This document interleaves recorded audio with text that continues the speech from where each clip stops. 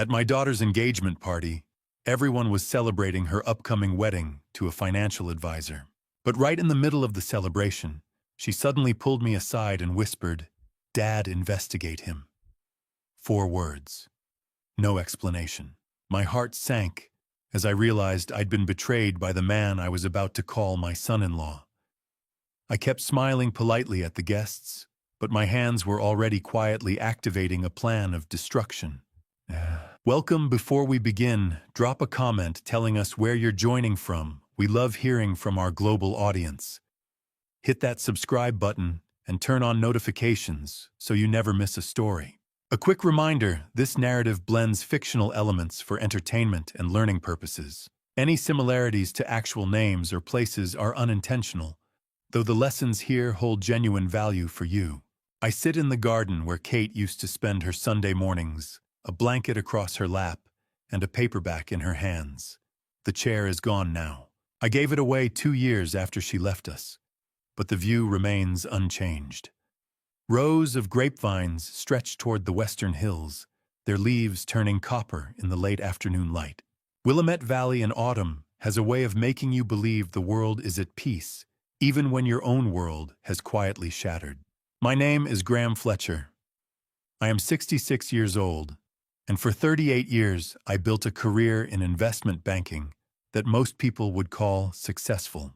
I worked for firms in New York, San Francisco, and eventually Portland, analyzing deals worth hundreds of millions, advising clients who trusted me with their legacies. I learned to read balance sheets the way some people read novels, finding stories hidden in the numbers. I learned to trust data to verify assumptions, to never sign anything without asking 3 more questions. But data cannot prepare you for the moment your wife collapses in the kitchen on a Tuesday morning in November. Kate passed away 5 years ago. The doctors called it a ruptured brain aneurysm. She had been making coffee. I was upstairs reading the news. When I came down, she was on the floor, her hand still reaching toward the counter. The paramedics arrived within 7 minutes. It made no difference. She was 61 years old, and she was gone before I could say goodbye. We had been married for 34 years. We raised one daughter, Claire, who was 28 at the time, and working as a healthcare administrator in Portland. Claire is independent, careful, slow to trust. She inherited that caution from both of us, though I suspect she learned it more from watching Kate than from listening to me. Kate had a gift for seeing people clearly. She never said much, but when she spoke, you listened. The hospital gave us a few hours with her before they asked us to make arrangements. Claire sat beside the bed, holding her mother's hand, unable to cry. I stood by the window, staring at the parking lot below, feeling like the floor had disappeared beneath me. A nurse brought us tea. I do not remember drinking it. Before Kate passed, she had been awake for maybe 10 minutes. The doctors said it was a miracle. I call it a gift. She looked at me, her voice so faint, I had to lean close, and she made me promise 2 things. The first promise was simple. Stop working 7 days a week. Spend time at the house. Take care of the garden. Live a little. I nodded. I promised. The second promise was harder to understand. She said, "Trust but verify. Always verify." Especially with Claire. I thought she was talking about work. I thought she meant the old banker's rule, the discipline I had spent decades teaching junior analysts. Trust your team, but verify the numbers. Trust the client's intentions, but verify their balance sheet. It made sense to me. I squeezed her hand and promised I would. 3 hours later, she was gone. In the months that followed, I kept the first promise. I stepped back from the firm, took a semi-retirement package, and moved full-time to the estate Kate and I had bought in Willamette Valley a decade earlier. The house sits on 11 acres, surrounded by vineyards and old oak trees. It was supposed to be our retirement dream. Instead, it became the place where I learned to live alone. Claire visited often in the beginning. She helped me sort through Kate's things, pack up her clothes, organize the files Kate had kept in the small office off the kitchen. We did not talk much. Grief does not always need words. But I could see the weight she carried, the way she moved carefully through the house, as if afraid to disturb something. She was stronger than I expected, but she was also 28, and suddenly without the mother who had always been her compass. For a long time I did not understand the second promise. Trust, but verify. Especially with Claire. I thought maybe Kate had been worried about Claire's career, her decisions, her independence. But that did not fit. Kate trusted Claire completely. She always had. It was not until 3 years later in March of 2023 that I began to suspect Kate had seen something I could not. Claire called me one evening from Portland. She was 32 by then, focused on her work, cautious about relationships, after a few disappointments in her 20s. But that night her voice was different, lighter, hopeful. She told me she had met someone. His name was Nathan Cross. He was 42, worked in private equity consulting, and they had connected at a charity gala in Portland. She said he was thoughtful, articulate, and patient. She said he reminded her of me. I told her I was happy for her, and I was. But somewhere in the back of my mind, I heard Kate's voice again. Trust, but verify. Especially with Claire. Over the next 18 months, I watched as Nathan became part of Claire's life. I met him several times. He was polite, well-dressed, quick with a smile. He asked good questions about the estate, about my career, about the Fletcher family trust that Kate and I had established years ago to secure Claire's future. He seemed genuinely interested. I wanted to like him. I tried to like him. But something about him felt rehearsed. The way he spoke, the way he answered questions, the way he never seemed surprised by anything. It reminded me of junior analysts pitching deals they had memorized but not fully understood. Smooth on the surface, empty underneath. Still, I said nothing. Claire was happy. She deserved that. I told myself I was being overprotective, cynical, too old to recognize genuine affection when I saw it. I thought I understood Kate's words. Trust in business, verify the data. I was wrong.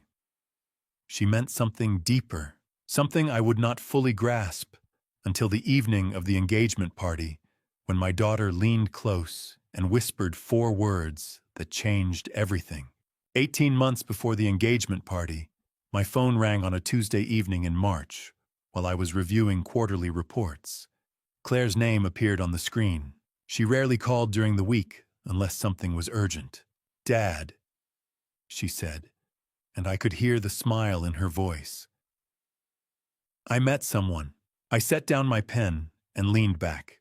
For 3 years since Kate had been gone, Claire had focused entirely on her career managing a healthcare administration team at a hospital in Portland. She worked long hours and avoided discussing relationships. I had worried she was burying herself in work the same way I once had. But now her voice carried a lightness I had not heard in years. "Tell me about him," I said. His name was Nathan Cross, 42 years old. He worked as a private equity consultant, advising firms on acquisitions and deal structuring. They had met 2 weeks earlier at a charity gala in Seattle. He approached her during the silent auction, made a joke about overpriced wine, and they spent the next hour talking by the windows overlooking Elliott Bay. "He made me feel like I mattered," Claire said quietly. Like he was actually listening. I recognized that tone. It was the same tone Kate had used 35 years ago when she told her father about the investment banker she had met at a college fundraiser. Hopeful, careful, ready to believe in something good. I'm happy for you." I told her, and I meant it. But even as I spoke, I felt a faint echo of Kate's voice in the back of my mind. Trust, but verify. Especially with Claire. Over the next 3 months, Claire and Nathan saw each other as often as their schedules allowed. He lived in Seattle, traveling frequently for consulting work. She drove up on weekends. He sent flowers to her office and called her every evening, even from airports and hotel lobbies. She told me he was thoughtful, patient, never rushed her. I listened and asked careful questions. Where did he grow up? What firm did he work for? Had he ever been married? Claire said he grew up somewhere on the East Coast, moved west 15 years ago to build his career. He worked independently, now advising small and mid-sized firms, and no, he had never been married. He said he had been waiting for the right person. That last detail bothered me more than I wanted to admit. A man in his early 40s, financially stable, well-spoken, never married. In my experience, that usually meant one of three things. He was too focused on his career to commit. He had commitment issues no one had been able to fix. Or he was hiding something. But I kept those thoughts to myself. Claire was 32 years old. She did not need her father questioning every choice she made. And perhaps I was simply projecting. I had spent 38 years analyzing risk for a living. It was hard to turn off that instinct even when it came to my own daughter's happiness. Still, I found myself thinking about a rule I used to teach junior analysts. When a deal looks too good to be true, it usually is. When every number lines up perfectly, when the client has an answer for every question, when there are no visible risks, that is when you dig deeper. Perfection in business is almost always a performance. But this was not business. This was Claire's life. And she deserved the chance to be happy. In late May, she called again. Her voice was steadier this time. Nathan wanted to meet me. She said it mattered to him, that he understood family was important to her, that he wanted to do things the right way. I agreed immediately and suggested he come to the estate for dinner. The following Saturday, I spent the morning preparing. I walked through the vineyard, checked the guest house, set the table on the back terrace where Kate and I used to host dinners for clients and friends. The weather cooperated. The sky was clear, the hills green, the air warm. It was the kind of afternoon that made you believe the world was generous. Claire arrived first, driving down from Portland in the late morning. She helped me set out glasses and napkins, arranged a bowl of fruit, moved through the house with the ease of someone who had grown up there. She seemed lighter than she had in years. Hopeful. I wanted that for her. Nathan arrived just after noon, driving a modest sedan, carrying a bottle of wine that was neither too expensive nor too cheap. He stepped out of the car, smiled, extended his hand, and introduced himself with the kind of confidence that comes from years of meeting strangers and making them feel comfortable. "Mr. Fletcher," he said, "thank you for having me. Claire talks about this place constantly." He was tall, maybe 6 feet, with dark hair starting to gray at the temples. He wore khakis and a button-down shirt, no tie, polished shoes. His handshake was firm, but not aggressive. His eyes were steady. He looked exactly like the kind of man you would trust with your daughter. We walked the property before lunch. He asked about the vineyard, about the history of the estate, about my years in investment banking. He listened carefully to every answer, asked follow-up questions, made thoughtful observations. He mentioned a few deals his firm had worked on, nothing flashy, just enough to establish credibility. He was articulate, polished, measured in every word. Claire watched him, the way people watch something fragile and precious, something they are afraid might disappear if they look away. I watched him the way I used to watch junior analysts pitching deals, and what I saw troubled me. He never hesitated. He never searched for a word. He never contradicted himself. Every answer fit perfectly with the previous one. It was smooth, too smooth. But I said nothing. We sat on the terrace, ate lunch, drank the wine he had brought. Claire laughed at his stories. He complimented the estate, the food, the view. He thanked me for my time. He promised to take care of Claire, to respect her, to honor what mattered to her.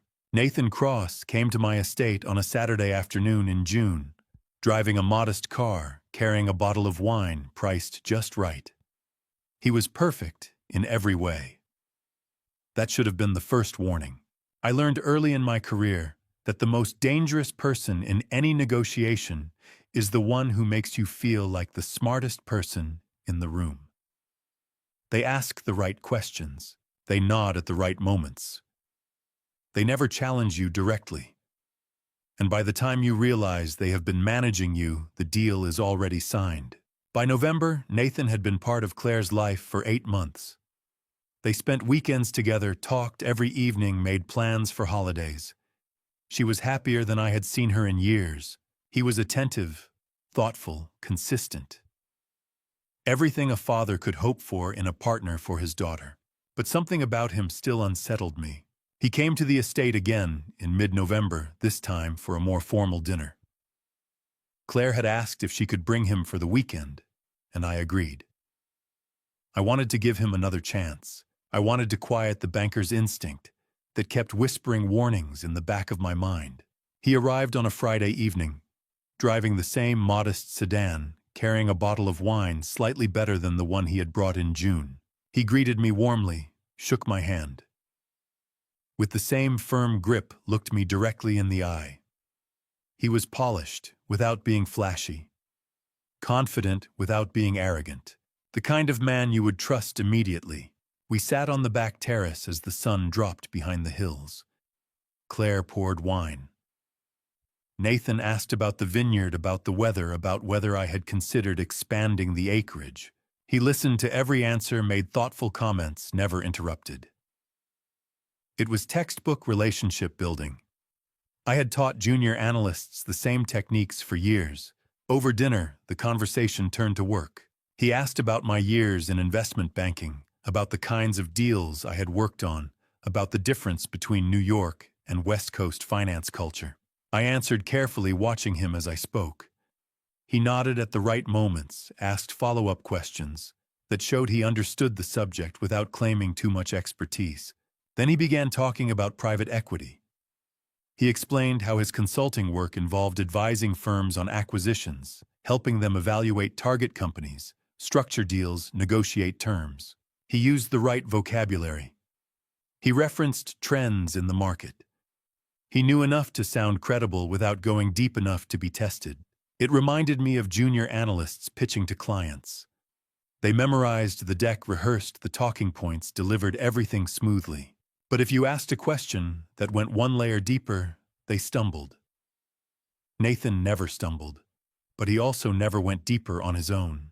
He stayed in safe territory, speaking in generalities, deflecting anything too specific with charm and redirection.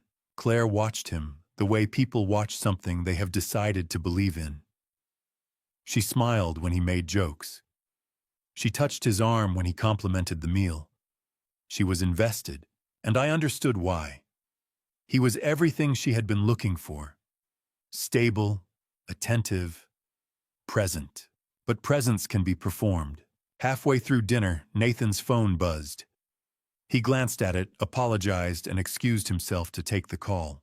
He stepped off the terrace and walked toward the edge of the vineyard, his back to us, his phone pressed to his ear. I watched him through the window. His posture changed. His shoulders tensed. His free hand gestured sharply, cutting through the air in a way that suggested frustration or impatience. His voice was low, but I could hear the edge in it even from a distance. This was not the calm, measured Nathan who had been sitting at my table moments earlier. Then he turned slightly and saw me watching. His posture shifted immediately. His shoulders relaxed. His hand dropped. His voice softened. He ended the call within seconds, slipped the phone into his pocket, and walked back to the terrace with the same easy smile he had worn all evening. "Sorry about that," he said, sitting down. "A client on the East Coast. They forget about the time difference." Claire accepted the explanation without question. I nodded and said nothing. But I filed the moment away. It was the first time I had seen a crack in the performance. After dinner, we moved to the living room. Nathan and Claire sat together on the couch, her hand resting on his knee, his arm draped casually across her shoulders. They looked comfortable, natural, happy. I excused myself to refill my glass, and when I returned, Claire asked the question I had been dreading. "So, Dad," she said, her voice careful, "what do you think?" I looked at her. I looked at Nathan. I thought about the phone call, about the rehearsed answers, about the way he had managed every moment of the evening without ever letting his guard slip. I thought about Kate's voice in my head. Trust, but verify, especially with Claire. But I also thought about the way Claire was looking at me, hopeful and vulnerable, asking for my approval because it mattered to her. And I thought about how easy it would be to ruin this for her with a single careless word. "I think if you're happy, I'm happy," I said. She smiled. Nathan thanked me. The evening continued. Later, after they had gone to bed in the guest house, I sat alone in the library. I poured myself a glass of whiskey and settled into the chair by the window, the one that had been Kate's favorite. The house was quiet. The vineyard stretched out in the darkness beyond the glass. I told myself I was being paranoid. I told myself I was projecting 38 years of professional skepticism onto a situation that did not warrant it. I told myself that Claire was an intelligent, capable woman who deserved the chance to make her own choices without her father second-guessing every detail. I told myself that my unease was nothing more than the instinct of a man trained to look for holes in every deal even when there were none. I told myself Claire deserved happiness, and I should trust her judgment. I lied to myself like that for the next 14 months. Not one word of it was true. They dated 16 months before Nathan proposed. 16 months during which he did everything exactly right. That alone should have told me everything. In September, 6 months after they began seeing each other, Nathan introduced Claire to his parents. Robert and Susan Cross drove up from California, he said, to meet the woman their son had been talking about for months. They arrived at the estate on a Saturday afternoon, driving a well-maintained SUV, dressed in comfortable clothes that suggested retirement without wealth. Robert was a retired civil engineer. Susan had taught elementary school for 30 years. They were warm, polite, easy to talk to. We had lunch on the terrace. They told stories about Nathan as a child, about family vacations to national parks, about his high school debate team, about the summer he spent volunteering at a community center in San Diego. The stories were detailed, affectionate, completely believable. Susan laughed at the right moments. Robert offered fatherly advice about maintaining old houses. They complimented the estate, thanked me for my hospitality, and hugged Claire goodbye with genuine warmth. Everything they said was exactly right. It felt like watching actors deliver lines they had rehearsed until the performance became flawless. But I pushed the thought away. Not everyone spent their lives analyzing risk and searching for hidden motives. Some people were simply kind. Some families were simply functional. I told myself I was projecting that years of reviewing contracts and questioning assumptions had made me cynical in ways that did not serve me outside of work. Claire was radiant that afternoon. She had wanted Nathan's parents to like me, and they had. She had wanted me to like them, and I did, or at least I wanted to. After they left, she hugged me in the driveway and said, "Thank you, Dad. This means everything." I held her and said nothing. What was I supposed to say? That something felt rehearsed. That people who had just met me should not know exactly how to make me comfortable. That perfection in any relationship usually meant someone was performing. Over the next 8 months, Nathan became a regular presence at the estate. He visited most weekends, helped with small projects around the vineyard, joined me for walks through the rows of vines. He asked thoughtful questions about irrigation, about harvest schedules, about the history of the land. He never overstayed his welcome. He never made demands. He was the kind of guest you genuinely enjoyed having around. But his phone behavior continued to bother me. He took calls in the far corner of the vineyard, his back turned, his voice low. If I approached, he ended the conversation quickly and slipped the phone into his pocket. When he set it down on the table, the screen was always face down. When it buzzed during dinner, he glanced at it and ignored it. But I saw the way his jaw tightened, the way his fingers drummed against his leg. In business, those were warning signs. Secretive phone behavior meant hidden investors, undisclosed debts, relationships that would complicate a deal. But this was not business. And perhaps I was simply paranoid, reading danger into ordinary privacy. Maybe Nathan was managing difficult clients. Maybe he was protecting Claire from work stress. Maybe I was seeing shadows because I had spent too many years looking for them. In May, 14 months after they met, Nathan proposed. He took Claire to a restaurant overlooking Puget Sound, arranged for a table by the windows, and asked her to marry him as the sun set over the water. She called me from the parking lot, breathless and crying, her voice trembling with happiness. "Dad," she said, "he proposed. We're getting married."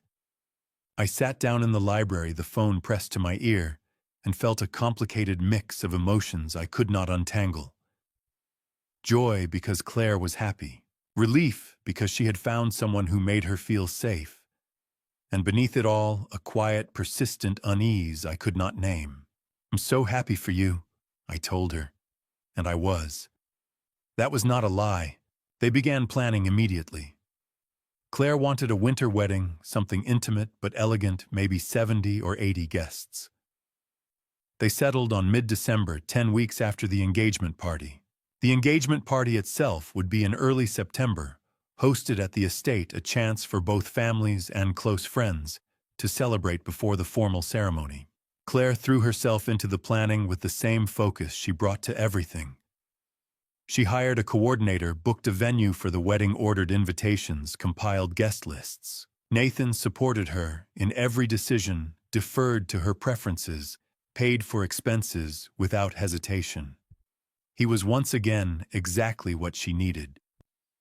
The weekend before the engagement party, Nathan stayed at the estate to help with final preparations. We set up tables in the garden, arranged chairs, tested the sound system for the toasts. Claire was in Portland, managing last-minute details with the caterer. It was just the two of us working in the late afternoon heat. I went inside to refill our water bottles. As I walked back through the hall, I heard Nathan's voice drifting from the terrace. He was on the phone, standing near the edge of the vineyard, his posture tense. "I already told you," he said, his voice sharp. "After the party. We finalize everything then. Just be patient." I stopped in the doorway, listening. "The timeline hasn't changed," Nathan continued. 10 weeks. That's what we agreed. Everything moves after the signatures. No mistakes." I stepped onto the terrace. Nathan turned, saw me, and ended the call immediately.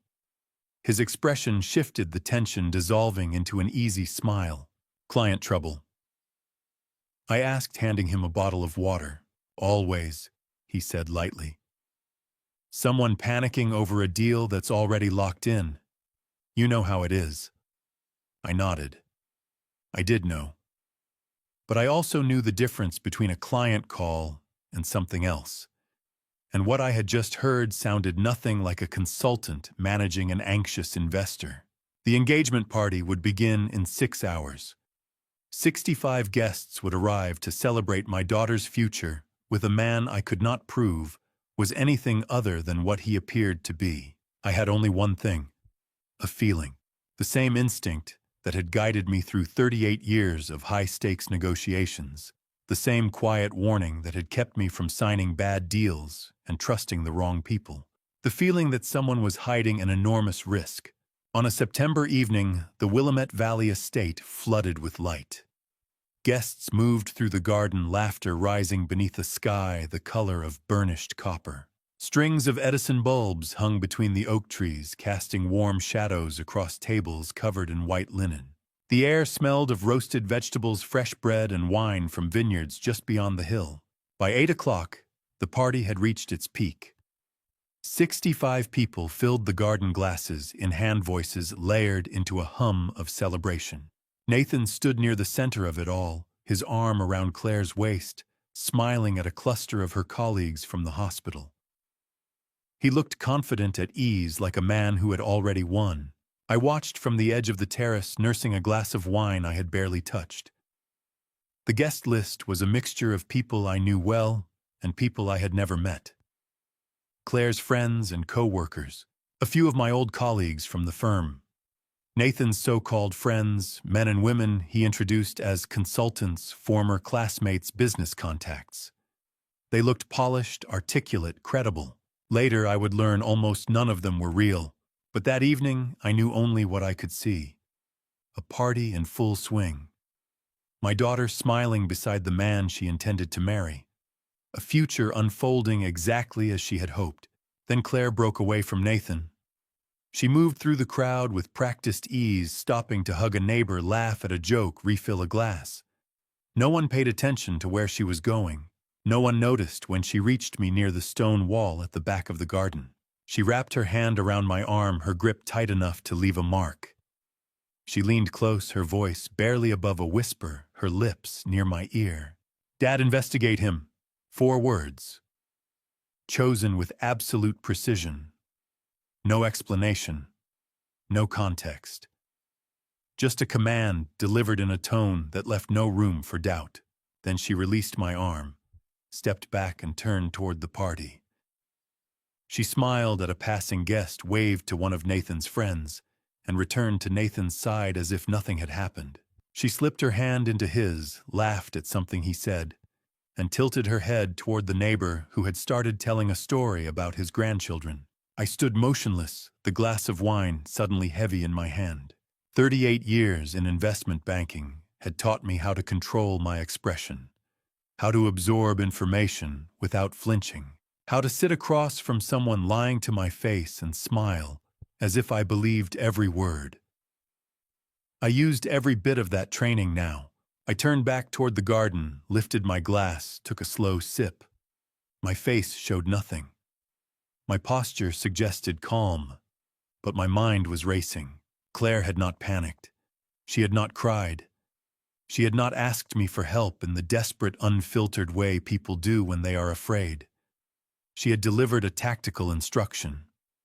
4 words, no more. Because 4 words were all she could risk without being overheard. She had chosen this moment because the party was crowded. Because Nathan could not see us clearly from where he stood. Because no one would think twice about a daughter hugging her father at her own engagement party. She had chosen me because she trusted me to carry the weight of what she had just asked. And because she could not carry it alone. I stayed another 40 minutes. I moved through the garden, shaking hands, accepting congratulations, asking polite questions about jobs and vacations and children. I spent 10 minutes talking with Nathan about Oregon wine country, about investment strategies for small vineyards, about the challenges of sustaining agriculture in a changing climate. He answered every question, smoothly made, thoughtful observations, never hesitated. But I saw something flicker across his face when I asked about his consulting work. A calculation, a moment of adjustment. It was subtle, barely perceptible, the kind of micro-expression you learn to read after decades of negotiating with people who have something to hide. He was wondering if I suspected something, and he was deciding in real time how to manage it. I smiled. I nodded. I complimented his taste in wine. And I filed the observation away. By 9:30, guests began drifting toward their cars. Nathan and Claire stood near the driveway, thanking people as they left, hugging friends, waving goodbye. I stayed on the terrace, watching. Nathan glanced toward me once, raised his glass in a silent toast, and smiled. I raised mine in return. When the last car pulled away, Claire walked Nathan to the guest house. I watched them disappear into the darkness beyond the vineyard, her hand in his, their voices soft and distant. Then I went inside. I locked the door. I climbed the stairs to my office and sat down at the desk, where I had spent the last 5 years managing what remained of my career, sorting through estate planning documents, reviewing investments I no longer cared about. I looked at the photograph on the corner of the desk. Kate smiling in the garden sunlight in her hair, a blanket across her lap. The picture had been taken 6 months before she passed. She looked happy, at peace, as if she had already made her peace with whatever was coming. Trust but verify. Always verify, especially with Claire. For 5 years I had wondered what she meant. I had convinced myself it was about financial decisions, career advice, the ordinary caution any parent exercises when watching their child navigate adulthood. But Kate had seen something I could not. She had known there would come a moment when I would need to verify something even when it broke my heart to do so. That moment had arrived. Tomorrow morning I would call Laura Bennett, the family attorney, who had helped Kate and me structure the Fletcher Family Trust. Then I would call someone else, someone who specialized in finding information people tried to hide, Someone who could verify what my daughter had just told me to investigate. One promise to my daughter. One promise to Kate. And a banker's instinct that had never failed me even when I wished it would. I texted Claire before Nathan woke. The sun had barely broken over the eastern hills, the vineyards still wrapped in the gray wash of early morning. Meet me in the garden, alone. She appeared 5 minutes later, barefoot, a jacket pulled hastily over her pajamas, her hair uncombed. Her face told me everything. She had not slept either. We walked without speaking, moving past the terrace and into the rows of grapevines, following the path toward the far stone wall where the property ended and the forest began. Far enough from the house that no one could overhear. Far enough that if Nathan looked out a window, he would see only two figures walking in the early light, a father and daughter sharing a quiet morning. Claire glanced back toward the guest house twice, checking, making sure. When we reached the wall, she stopped and turned to face me. Her arms were crossed tightly across her chest, her jaw set in the same expression I had seen on Kate's face 100 times. Determined, frightened, ready. "Tell me," I said quietly. She took a breath. Then she began. It happened 3 weeks before the engagement party. 3 weeks. I did the math in my head and felt a sharp, cold anger settle in my chest. She had carried this alone for 3 weeks. Her laptop had been charging in the bedroom. She needed to look something up quickly, something related to work. Nathan was in the shower. His laptop was sitting open on the desk, multiple browser tabs displayed across the screen. She used it without thinking. It was the kind of casual, trusting gesture couples make when they believe they have nothing to hide from each other. One of the tabs was an Excel file. The name caught her attention immediately. CF_estate_liquidity_timeline.xlsx. She opened it, and everything changed. The spreadsheet was detailed in a way that made my skin crawl. Column A listed asset categories: real estate, investment accounts, trust funds, wine collection, personal property, every major asset the Fletcher family held. Column B listed estimated values: 18 million in real estate, 21 million in investment accounts, 3 million in the family trust, 2 million in wine art and other holdings, 42 million total. The numbers were precise. Too precise. Someone had done their homework. Column C outlined transfer mechanisms: trust modification, co-trustee designation, joint account access, legal instruments that would allow someone with the right signatures to move money quickly and quietly. Column D detailed a timeline, a 30-day window, post-marriage, before legal intervention could be initiated. At the top of the file in the header row, 2 letters: CF Claire Fletcher. She heard the shower turn off. She closed the laptop immediately, her hands shaking, her heart pounding so hard she thought Nathan would hear it from the bathroom. When he walked out, towel around his waist, hair still wet, he asked if she had found the restaurant reservation information she was looking for. She told him yes. She smiled. She kissed him. And she went into the bathroom and locked the door and tried not to be sick. For 3 weeks, she looked for an innocent explanation. Maybe he was helping her plan financially for the future. Maybe his lawyer had prepared standard prenuptial documents. Maybe the file belonged to someone else, a client with similar initials, and she had misunderstood. But the timeline column included a phrase that made innocent explanations impossible. Before legal intervention can be initiated. You do not write that phrase if you are planning something above board. She had never discussed inheritance details with Nathan. She had mentioned the family trust in passing once, maybe twice. She had never given him access to financial documents. She had never told him the value of the estate. Yet someone had researched it thoroughly. Someone knew exactly what we owned and exactly how to take it. She wanted to confront him immediately, but she was afraid she was wrong, afraid she was paranoid, afraid she would accuse an innocent man and destroy the relationship over a misunderstanding. Then came the engagement party. She watched me watching Nathan. She saw the careful way I asked questions, the way I observed him when he thought no one was paying attention. And she realized she was not paranoid. She realized I had seen something too. That was when she decided to tell me. "You did the right thing," I said. My voice was steady, but inside I was calculating timelines, assessing risks, running through every banking fraud case I had ever reviewed. "You are not crazy. You saw exactly what you think you saw." She looked at me, her eyes red but dry.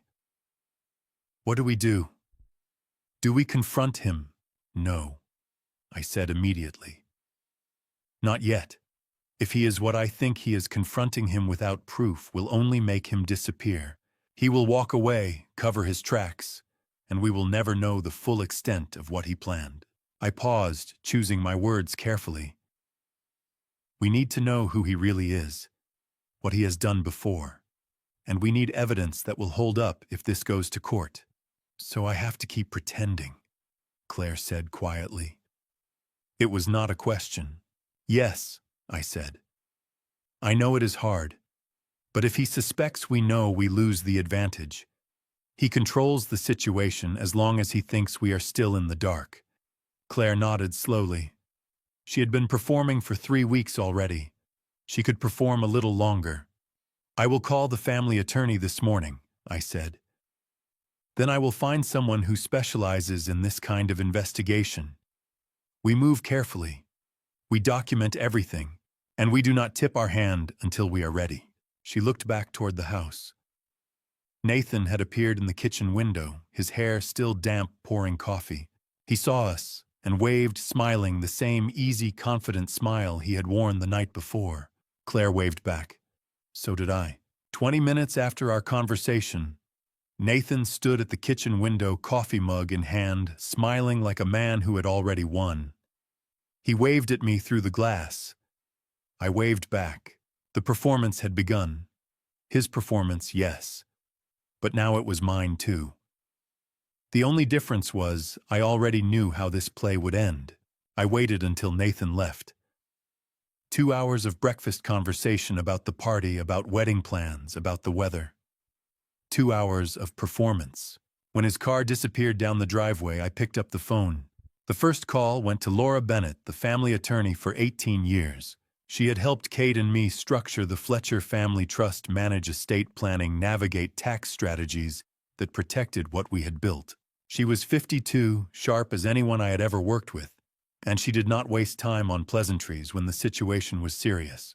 "Laura," I said when she answered, "I need to understand something about the family trust. A hypothetical scenario." There was a pause. Laura knew me well enough to understand that I never asked hypothetical questions. "Go ahead," she said carefully. I laid it out.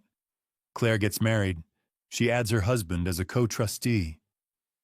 How fast could money be moved? Laura was quiet for a long moment. When she spoke, her voice had shifted from casual to clinical. "The trust was established 35 years ago. Claire became the sole trustee when she turned 30. You no longer have signing authority. If Claire adds someone as a co-trustee after marriage, and assuming that person has the legal documents, required funds could be transferred within 48 to 72 hours. My chest tightened. That fast? That fast? Laura confirmed. The bank would not flag it. The transactions would appear legitimate because the trustees of record would be executing them. By the time anyone could initiate legal intervention, the money would be gone. Offshore accounts, jurisdictions with no extradition treaties, untraceable. What exactly would they need? I asked. Trust modification forms. Claire's signature on page 7. Co-trustee designation on page 4. Account numbers. The marriage certificate to establish legal standing.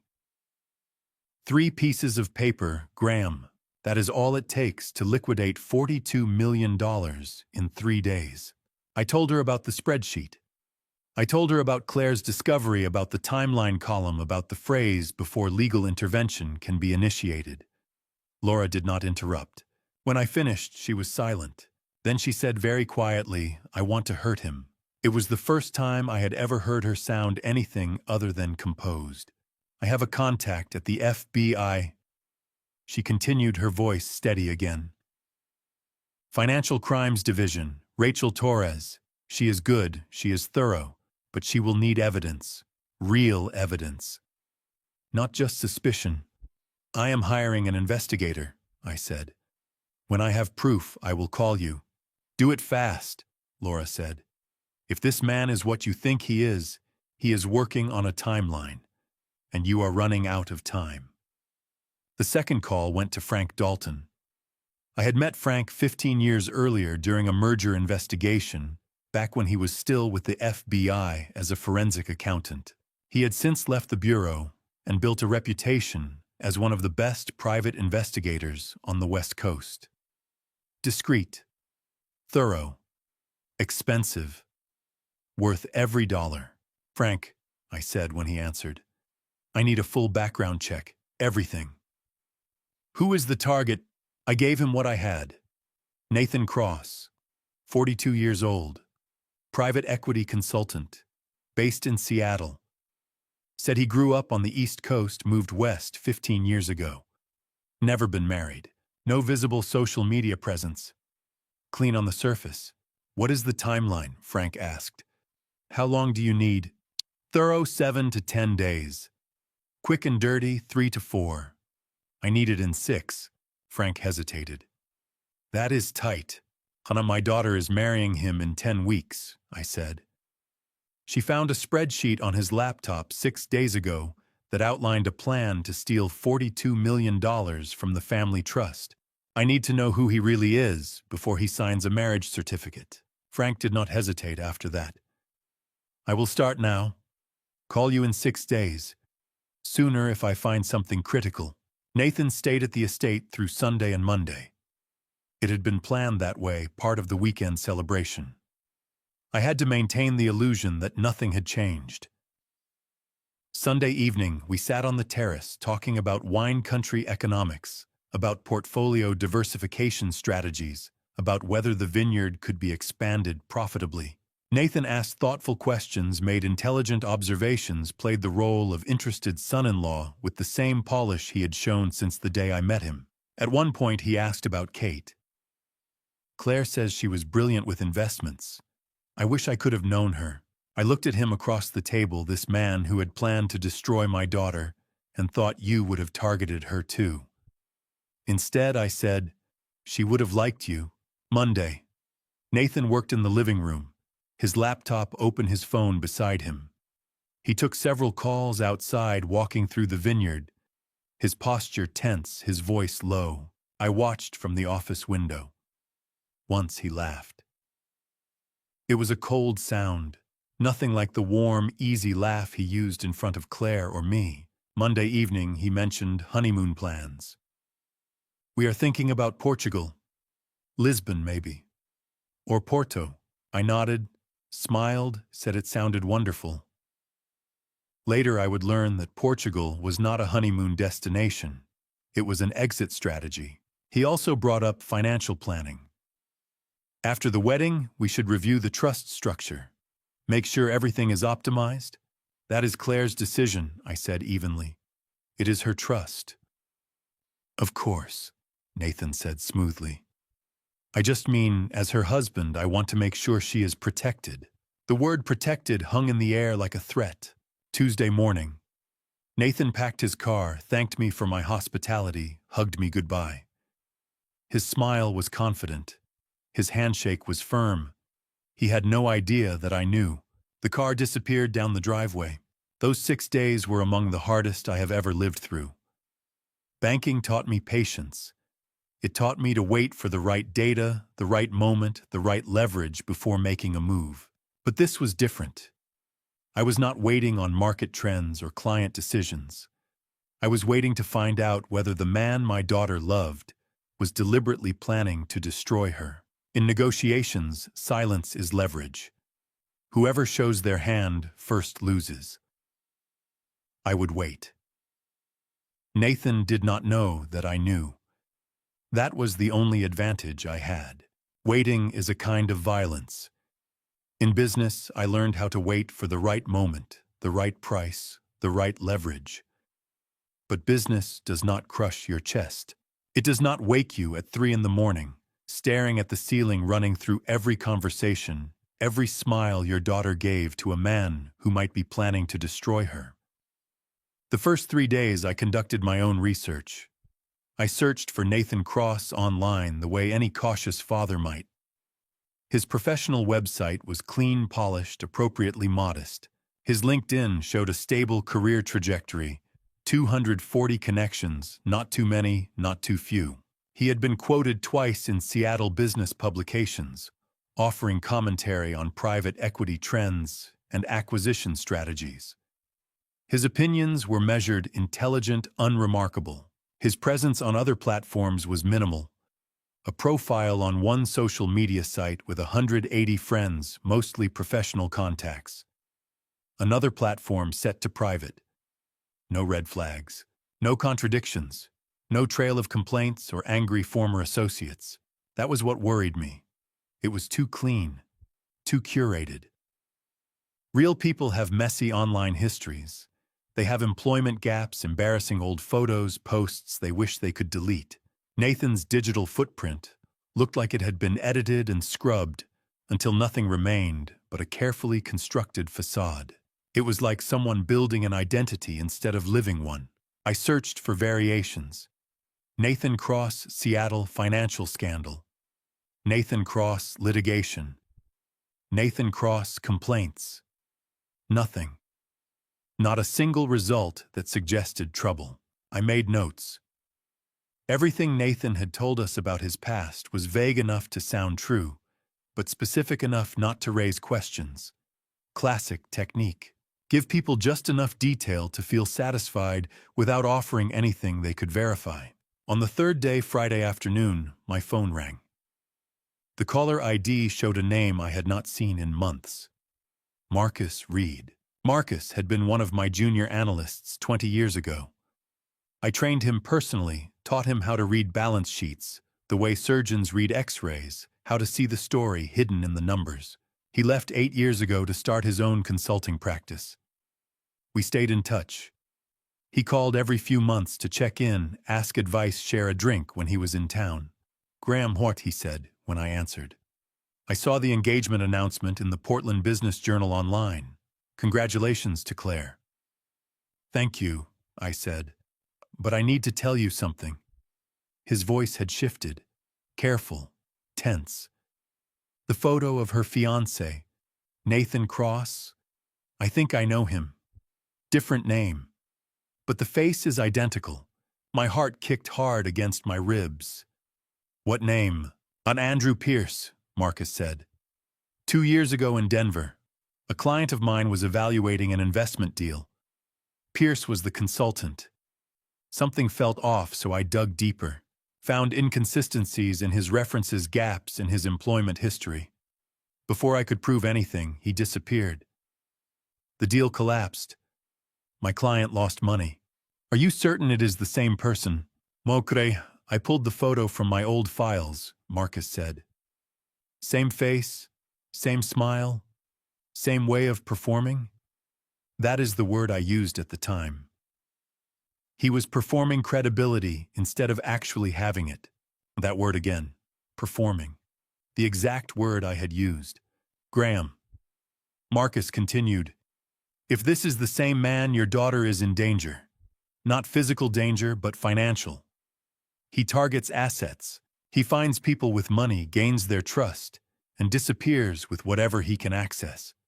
She is the primary beneficiary of a family trust," I said quietly. "A significant amount." "That is his pattern," Marcus said. "He targets people with family wealth, earns their trust, and vanishes with whatever he can reach." "I already have someone investigating," I said. "Good." Marcus exhaled. "Send me everything you have on Andrew Pierce. I will send it tonight. The next day, Saturday, I told Claire. She drove to the estate in the morning, her face pale, her hands clenched around the steering wheel when she parked. I showed her the photo Marcus had sent. Andrew Pierce, Denver, 2 years ago. Same face, different hair color, different glasses, but unmistakably Nathan. Claire stared at the image, her hand covering her mouth. How many people has he done this to? We do not know yet, I said. But Marcus confirmed what we suspected. This is a pattern. Nathan, or whatever his real name is, has done this before. She looked up at me, pain written across her face. So I was just a target. You are my daughter, I said firmly. You are brilliant, kind, and you had no reason to suspect. This is not your fault. Her expression shifted. Pain hardened into anger. I want him arrested. Now. We do not have enough evidence yet, I said. Marcus could not prove anything in Denver. That is why Frank is investigating. We need his real identity, his history, and evidence that will hold up in court. Without that, Nathan will disappear and find another target. When does Frank call? Claire asked. Monday, I said. 2 more days. Sunday. I spent alone at the estate. I sat in Kate's chair in the library, staring out at the vineyard, and spoke to her the way I had 100 times since she passed. And you knew, did not you? I said quietly. You knew there would come a day when I would need to protect her from someone who looked perfect. That is why you made me promise. I felt her presence stronger than I had in years. Not a ghost. Just a memory so vivid it felt like she was sitting beside me. Monday morning, I woke at 5. I checked my phone. Frank would call today. I walked through the vineyard, following the rows Kate had planted, the Pinot Noir vines she said would produce the best vintage we had ever seen. Frank called at 11. I was standing in the vineyard near the row Kate had planted the year before she passed. I looked at the caller ID. Frank Dalton. I took a deep breath. Everything I thought I knew about my daughter's fiancé was about to change. I did not yet know that Nathan Cross was not the only name. Andrew Pierce was not either. And the truth was far worse than anything I could have imagined. Frank Dalton never wasted words. In 15 years, I had never heard him use 3 words when one would do. So when he called me that Monday morning, and his first sentence was, "Graham, sit down," I knew the truth was worse than anything I had feared. I was standing in the vineyard near the row Kate had planted. I am in the vineyard, I said. Just tell me. His name is not Nathan Cross, Frank said. It is Neil Carmichael, born in Moncton, New Brunswick, 42 years old. There is no Nathan Cross matching his profile anywhere in any database. He created that identity about 3 years ago. My knees gave out. I sat down hard on the dirt between the vines. Keep going. It gets worse, Frank said. 3 years ago in Boston, a man named Raymond Whitman, 68 years old, owner of a medical equipment company. Widower, 1 daughter. Neil approached through the daughter. Same playbook. Dating, romance, trust. He called himself Richard Brennan. Said he was a venture capital consultant. It took 8 months. Neil convinced Raymond to invest $1.8 million into what he called a biotech opportunity. The money was transferred offshore. Neil disappeared. Raymond lost his life savings. The company collapsed. 6 months later, Raymond Whitman took his own life. Medication overdose. He left an apology letter to his daughter. The case was investigated. No Richard Brennan was ever found. The daughter, Allison Whitman, now 28 years old, filed a civil lawsuit. There was no defendant. She became a lawyer because of what happened to her father. She is still quietly hunting him. I felt the ground tilt beneath me. A father had been lost. A real father. A man who could not protect his daughter, who lost everything, who ended his life in despair. There is more, Frank said. 2 years ago in Charleston, Melissa Hartley, 36 years old, daughter of William Hartley, a real estate developer worth $90 million. Neil used the name Nathan Shaw. He met Melissa at a charity gala. Same tactic, same charm, same timeline. They were married 14 months after they met. The same timeline he was following with Claire. The marriage lasted 22 months. Neil gained access to accounts through Melissa. He began transferring money offshore slowly, in amounts small enough not to trigger immediate attention. William Hartley discovered it before the damage became catastrophic. About $400,000 had already been moved. William confronted Neil privately. He paid him $2 million to divorce Melissa, stay silent, and disappear. He wanted to avoid a scandal. The divorce was finalized. Neil vanished. No charges were filed. William Hartley had paid for silence. Frank had spoken to Hartley's attorney. The man said William regretted it every day. Paying Neil off only sent him to the next victim. That next victim was Claire. Denver was real too. Frank continued. Marcus was right. 2 years ago. Andrew Pierce. Same operation. He ran when Marcus started digging. I sat in the dirt, staring at the vines, trying to absorb what I was hearing. 3 confirmed victims. Maybe more. Raymond Whitman gone. Melissa Hartley scarred. And now Claire standing in the crosshairs of a man who had refined his tactics over years. What is his pattern? I asked. Frank laid it out. Multiple identities, each one professionally constructed. He targeted wealthy families specifically through daughters or heirs. He played the long game, 12 to 18 months to build trust. Marriage or deep commitment to establish legal access. Then he moved fast. Theft mechanisms varied. Direct investment fraud, like with Raymond. Indirect access through joint accounts or trust modifications, like he was planning with Claire. The timeline was always the same. Once he had legal standing, he acted within 30 days. Offshore accounts. New identities already prepared. He disappeared before anyone could respond. This is a professional, Frank said. He has been refining this for years. He is extremely good at reading people, finding their vulnerabilities, and playing exactly the role they need. How many victims? I asked. In 6 days, I found 3 confirmed cases and 4 suspected. There may be more. He has been doing this for at least 7 years. I sat in the vineyard feeling sick. I thought about Raymond Whitman, a father who could not save his daughter, who lost everything, who saw no way forward except to end his own pain. That could have been me, if Claire had not found the spreadsheet, if she had not trusted me enough to tell me. What else? I asked.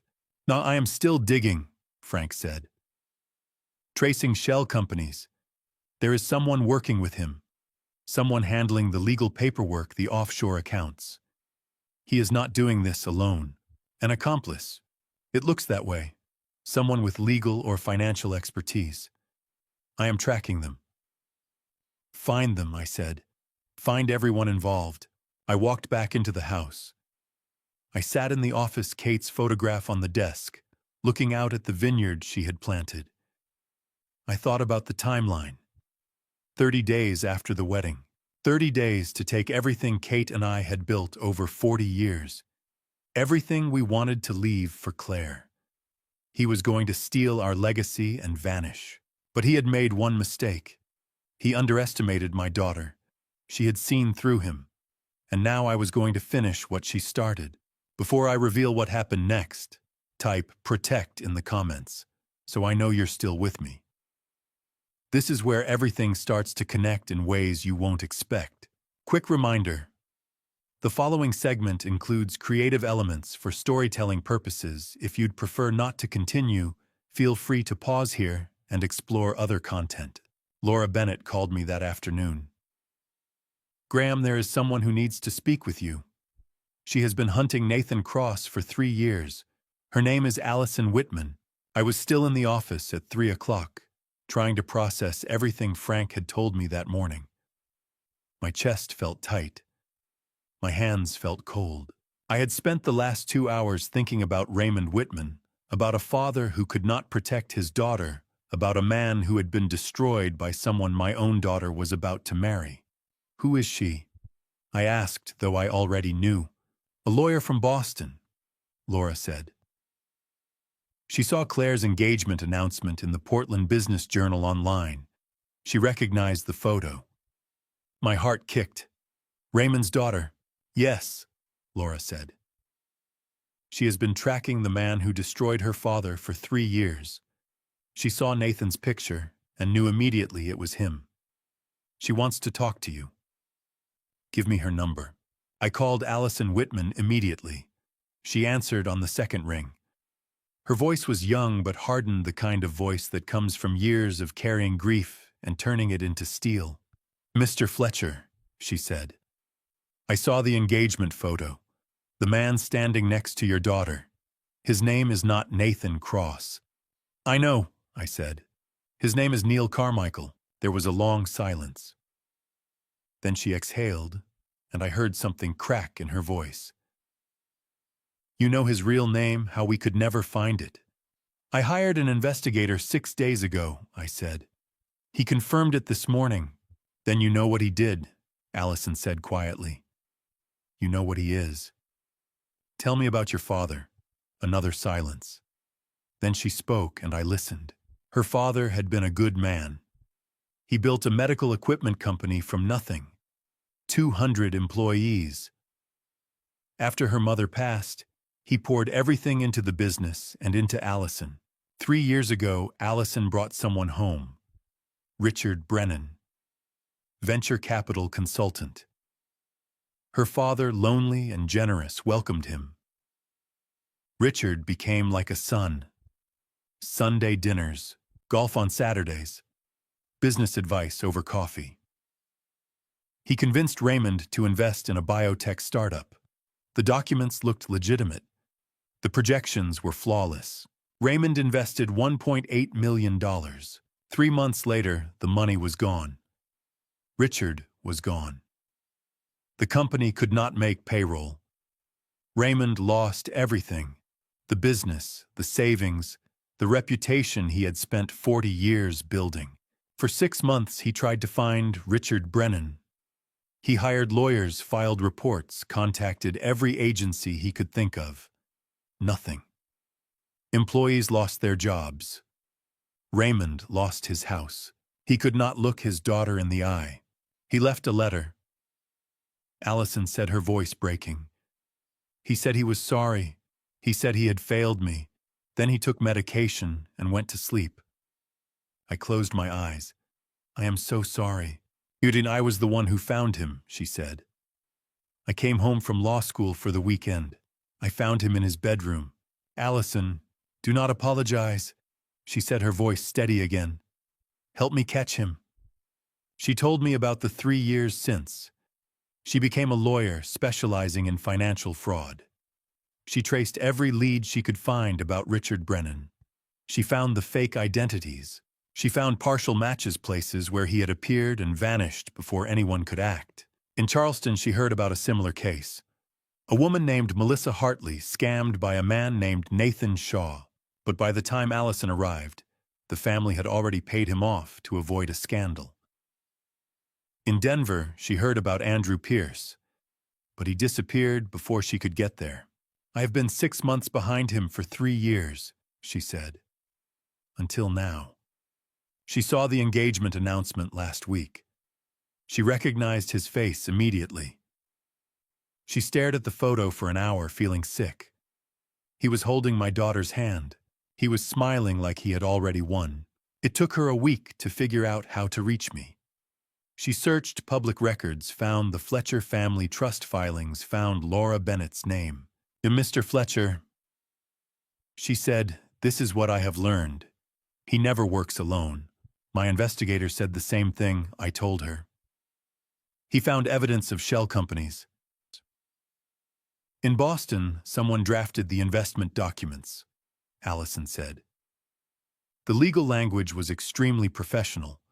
In Charleston, someone handled the offshore transactions. In Denver, someone created fake company registrations.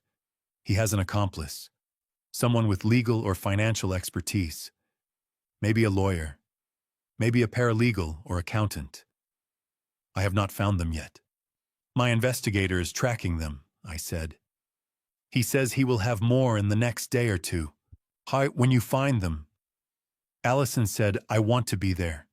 I want to see both of them arrested. You will, I said, I promise. How is your daughter? Angry, I said. Scared. But she is strong. She was the one who found the first evidence. My father did not get that chance, Allison said quietly. Neil destroyed him before he even knew he was a target. Your daughter is smart. She will survive this. She will, I said. And Neil will never do this to anyone else. I guarantee it. The wedding is in 9 weeks, Allison asked. The rehearsal dinner is in 8, I said. I think that is when we move. I can come to Oregon, Allison said. I want to be there when you take him down. I will let you know, I said. Then I paused. Allison, one more thing. Your father did not fail you. He loved you. He was targeted by a professional criminal. That is not failure. That is being human. Her voice broke. He passed away thinking he had failed me. So then we will tell Neil, I said. When we catch him, we will let him know that the people he destroys are remembered. That night, I sat in the dark office. Raymond's story echoed in my mind. A father trying to protect his daughter, losing everything. A daughter coming home and finding her father gone. That could have been me and Claire, I heard Kate's voice. But you are not Raymond. Claire is not Allison. You still have time, I answered her aloud. I am doing this for Raymond, for Allison, for every family Neil has destroyed. This ends with us. Right here. Frank called Wednesday evening, 2 days after the first bombshell. I was having dinner with Claire at the estate, telling her about Allison when my phone buzzed. Frank's voice was different this time, tighter, more urgent. It's Graham, he said. I found the accomplice, and I found their plan. You need to hear this now. I put the phone on speaker. Go ahead, Frank. Claire is here. Frank did not hesitate. Her name is Vanessa Cole, 46 years old, former paralegal at an estate planning law firm in Calgary, Alberta. She specialized in trust law and estate administration. She left the firm 3 years ago under unclear circumstances. No reference letter. No promotion to partner, even though she had been promised one. Well, what is she doing now? I asked. Just officially freelance legal consultant. But she has no actual clients. Her real income comes from a shell company called Cross Coal Consulting Limited, registered in Alberta. Neil is a co-owner under a different name. Claire set down her mug. Her jaw tightened. She has exactly the expertise they need. Yes, Frank said. Trust modifications, offshore accounts, legal filings. She is the one preparing the documents to steal your assets. Then he told us about the emails. Neil had been careless using a personal email account that was not as secure as he thought. Frank had accessed 3 months of correspondence between Neil and Vanessa. He read them to us one by one, and I felt my blood turn cold. The first email was from July. Vanessa wrote to Neil confirming the target. CF Claire Fletcher. Estimated asset value $42 million in liquid assets plus real estate. Trust structure reviewed. She is the sole trustee, has been since age 30. Perfect setup. The second email was from August. Neil wrote to Vanessa. Engagement party scheduled for September. Wedding 10 weeks after that. Timeline is good. Make sure the documents are ready. The third email was from September. Vanessa reported that the trust modification forms were prepared. 2 signature points. Page 4 for co-trustee authority. Page 7 for grantor approval. Once both signatures are obtained, she will submit the transfer request. The fourth email was the most recent, sent last week. Vanessa confirmed the timeline. Saturday, wedding. Friday evening, sign the documents at the rehearsal dinner. Monday morning, submit the transfer request to the banks. Tuesday morning, wire the funds to the account in Lisbon. Tuesday afternoon, fly out. By Wednesday, the money would be dispersed through a network of shell companies. Even if someone discovered the theft, it would be too late. I stared at the phone. How do they get Claire to sign? Vanessa will be at the rehearsal dinner, Frank said. She will present herself as a legal consultant for the event or as a financial expert helping with post-marriage estate planning. Claire will sign because she will think it is routine. Neil will sign as her fiancé. On Monday, the bank will see that the trustee is adding her husband as co-trustee with all the proper documentation, and they will approve the transfer. What about me? I asked. I will notice the money is gone. By Tuesday afternoon, they will be in Portugal, Frank said. The money will be split into dozens of offshore accounts across multiple jurisdictions. Even with FBI involvement, international fraud recovery takes years. They will vanish with $42 million, and you will spend the rest of your life trying to get it back. Claire stood abruptly and walked to the window. I followed, placing my hand on her shoulder. She spoke without turning around, her voice shaking with fury. He was going to marry me on Friday, rob me on Monday, 4 days. 4 days pretending to be my husband, then gone. No, I said firmly. He will not. Because we know, and we are going to catch him. We need the FBI now, I told Frank. This is international fraud. Conspiracy. Multiple victims. I already talked to Laura, Frank said. She contacted Rachel Torres, FBI Financial Crimes Division. Agent Torres wants to catch them in the act, at the rehearsal dinner, when Vanessa is present with the documents. Claire turned back toward me. She was pacing now, her hands clenched into fists. I was going to walk down an aisle, say vows, let him put a ring on my finger, all while he was planning to steal everything 4 days later. I stepped in front of her, held her shoulders, made her look at me. You have every right to be angry. You loved him, or you thought you did. But you saw the truth. That spreadsheet, you could have ignored it, but you did not. You saved yourself, Claire, and now we are going to save everyone else he was planning to target after you. She nodded slowly. 8 weeks. The rehearsal dinner is in 8 weeks. Yes, I said. At Cascade Ridge Resort. Vanessa will be there with the documents. The FBI will be there too. We let them think everything is going according to plan. Then we spring the trap. I can do 8 more weeks, Claire said quietly. I can do it if it means watching him get arrested. If it means making sure he never does this to anyone else. You will not be alone, I said. I will be there. Allison will be there. The FBI will be there. And when it is over, he will spend the rest of his life in prison. That night after Claire left, I forwarded everything to Laura and the FBI. I sat in the office staring at the emails Frank had sent, reading the cold, calculated plan to destroy my daughter's life. Vanessa Cole and Neil Carmichael had refined this operation over years. They thought they had 8 more weeks of smooth sailing. They were wrong. Agent Rachel Torres would call tomorrow to coordinate. Allison Whitman was standing by in Boston. My daughter was preparing for an 8-week performance. And somewhere in Seattle, Neil Carmichael was sleeping soundly, believing in a perfect plan. He did not know that the man whose daughter he was targeting had spent 38 years hunting for flaws in deals. And he did not know that the flaw in his own plan was about to destroy him. Rachel Torres called Thursday morning. FBI agent, 20 years in financial crimes.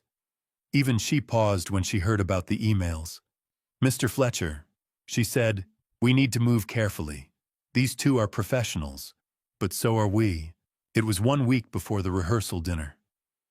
Rachel had spent the previous day reviewing the evidence Frank had compiled. Emails, financial records, victim testimony, shell companies. The pattern was clear. The case was strong. "We can arrest them now," Rachel said. "Conspiracy, wire fraud, identity theft. The charges are solid, but the strongest case is catching them in the act. When the documents are being signed, when there is verbal confirmation of the plan, when both conspirators are present." She laid out her plan. She would be at Cascade Ridge Resort undercover as an assistant to the wedding coordinator. Support agents would wait in a van outside. I would wear a digital recorder hidden in my jacket pocket. The goal was simple. Record Vanessa and Neil discussing the plan before the signatures. Once we had verbal confirmation and the documents were in hand, we would move. "When you have a clean recording," Rachel said, "text me one word, now. We will be inside within 60 seconds. That same afternoon, Frank called with the final pieces. "Graham," he said, "remember Neil's parents, Robert and Susan Cross?" "Yes," I said. "They visited the estate, seemed very convincing." "They are actors," Frank said. "Retired theater performers from Vancouver. Their real names are Robert and Susan Palmer, both 63. Neil paid them $5,000 18 months ago through a payment listed as Palmer Entertainment Services. Robert thought it was a fun weekend gig, playing parents for a friend's family event. He had no idea it was part of a fraud scheme. When I contacted him yesterday, he was horrified. He is willing to testify." I sat down slowly. Even the parents had been fake. Every piece of Nathan Cross's life had been constructed, rehearsed, performed. "There is more," Frank said. "I ran a DNA analysis. Vanessa Cole and Neil Carmichael. I cross-referenced their profiles through public genealogy databases. I waited. They share paternal DNA, Frank said. They are half-siblings. Same father, different mothers." The room seemed to tilt. "What?" "Their father was Patrick Carmichael, wealthy businessman. Passed away in 2013. Left everything to his wife and 2 legitimate sons. Neil and Vanessa were his illegitimate children. Neither of them was mentioned in the will. They met through DNA matching in 2015. 9 years ago. They bonded over being abandoned by their father's wealthy family. I understood immediately. This was not just about money. This was revenge. They were punishing wealthy families with perfect facades to compensate for what they had been denied. They were targeting families like the one that had abandoned them. "They are not just stealing," I said quietly. "They are punishing people who have what they never had." "It's exactly," Frank said. "Families with money, families with legacy, families that look perfect from the outside. Every target fits the profile." On Friday, 6 days before the rehearsal dinner, Jessica Morrison came to the estate. Claire's best friend since college. She had been helping with wedding preparations. She pulled me aside into the garden away from the house, her face tight with guilt. "Mr. Fletcher," she said, "I need to tell you something. I should have said it months ago." I waited. "I saw things," Jess said. "About Nathan, red flags, the way he used his phone, always stepping away for calls, business trips that were never quite explained, questions about your family, about the estate, about assets, stories that did not line up. I asked Claire once. She said I was being paranoid. So I stopped asking. "You are telling me now," I said. "That takes courage." "I feel like I failed her," Jess said, her voice breaking. "I should have pushed harder. You saw the truth," I told her. "And now you are speaking up. That is what matters." She nodded, wiping her eyes. What can I do? Be there tomorrow night, I said. At the rehearsal dinner. Sit with Claire. She is going to need you when this is over. That afternoon, I drove to Portland and met Rachel Torres in person at the FBI field office. She was in her mid-40s, sharp-eyed, precise in every word. We reviewed the plan one more time. The rehearsal dinner would begin at 7 o'clock Saturday evening. Cascade Ridge Resort. 42 guests. Vanessa Cole would be in room 318, registered under the name of a legal consulting firm. She would present herself as someone there to help with post-marriage estate planning. I would wear the digital recorder in my jacket pocket. If Neil or Vanessa separated from the group, I would follow. I would engage them in conversation. I would get them talking about the plan. When I had a clean recording, I would text Rachel, one word. Now. Do not take unnecessary risks, Rachel said. If they suspect anything, back off. We will move on them regardless. But a recorded confession makes the case airtight. I nodded. Understood. Friday night, the evening before the rehearsal dinner, Claire and I stood in the garden. The same place where she had whispered 4 words to me 8 weeks earlier. The same place where this had all begun. Are you ready? I asked. I have been ready for 8 weeks, Claire said. Her voice was steady, controlled. But I could see the fury beneath it. 8 weeks of pretending I do not know. 8 weeks of letting him touch me, kiss me, tell me he loves me. All of it fake. All of it calculated. Tomorrow night it ends, I said. I want to see his face. Claire said, her voice low and fierce. When he realizes we know. When he understands he picked the wrong family to destroy. You will, I said, I promise. She turned to me, her eyes bright. After this is over, Dad, will you help me learn to trust again? Help me believe that real love actually exists. I pulled her into a hug. Yes, I will. And it does exist. I promise you that too. The rehearsal dinner was 18 hours away. Neil Carmichael would arrive believing his plan was 48 hours from success. Vanessa Cole would bring documents she believed Claire would sign. FBI agents would wait in the shadows, and I would carry a digital recorder in my jacket pocket, waiting for the moment Neil or Vanessa revealed their plan. Waiting for the moment I could text one word. Now. Cascade Ridge Resort sat nestled in the mountains, as if it had grown straight out of the earth. I arrived at noon on Saturday, 6 hours before the rehearsal dinner, and met Frank in the lobby. He handed me a device the size of a car key.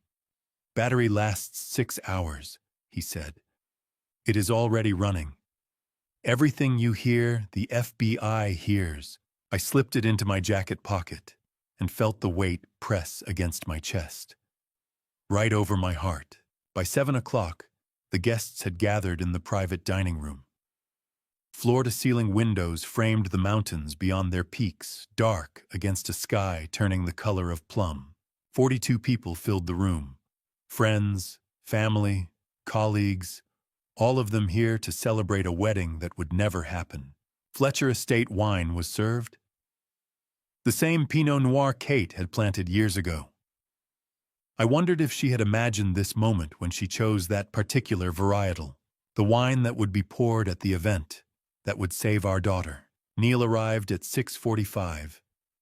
He walked straight to Claire, kissed her, held her close. I watched my daughter's face. She did not flinch. She did not pull away.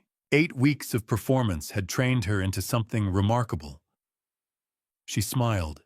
She touched his face. She played the role perfectly. At 8:30, Neil stood to give a toast.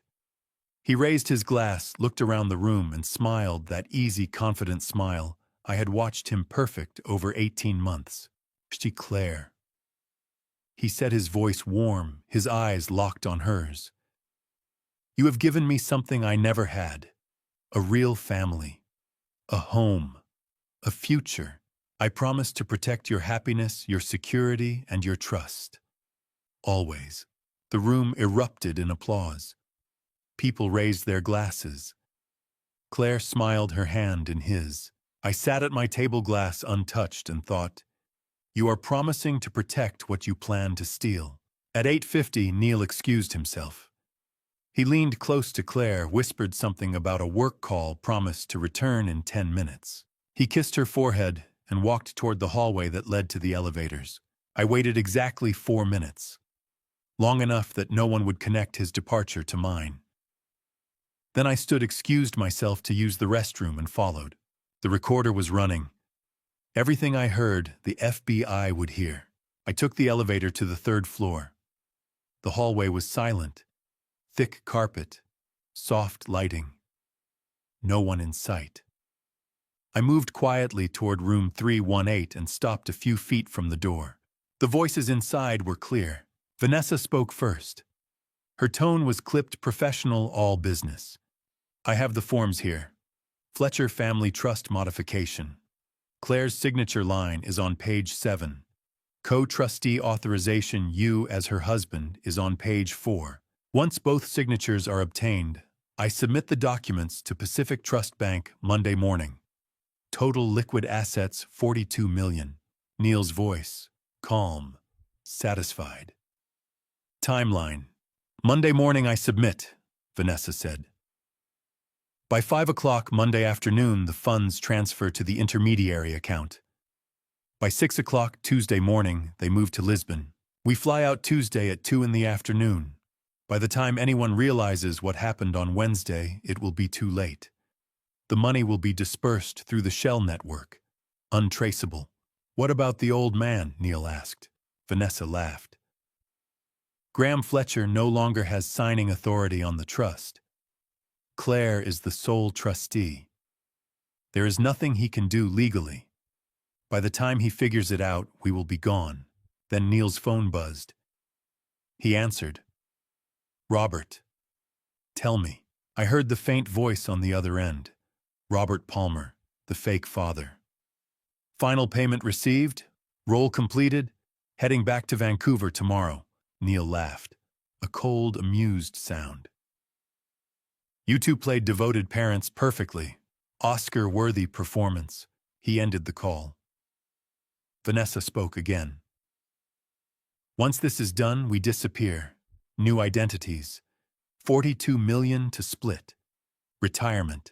And after all these years, Neil said quietly, finally, I had everything.